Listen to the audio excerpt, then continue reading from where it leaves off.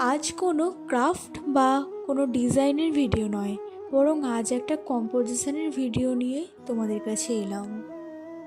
আজকের কম্পোজিশনটা একটি পুজো উৎসব নিয়ে। এখানে বাবা মহাদেবের পুজো করা হচ্ছে। বিভিন্ন ড্রয়িং কম্পিটিশন বা ড্রয়িং এক্সামে এই ধরনের পুজো, ব্রত, উৎসব সাবজেক্ট দিয়ে থাকে। ওয়াটার কালার বিভিন্ন আর্টিস্ট বিভিন্নভাবে নিজস্ব পদ্ধতিতে করে থাকে। আমি এখানে ওয়াটার কালারটা করার সময় প্রথমে পুরো পেপারটাকে জল দিয়ে ভিজিয়ে নিয়েছি। এরপরে শিব ঠাকুর, মন্দির, গাছ, পাতা পরপর করার পর ফিগারগুলোকে ধরার চেষ্টা করেছি।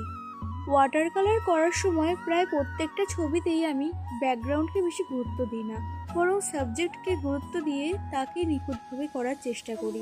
এইভাবে first tone, second tone, third tone দিয়ে ছবিটা ফিনিশ করি। আরও ডিটেলসে বড় ভিডিওর লিঙ্ক নিচে দেওয়া রইল।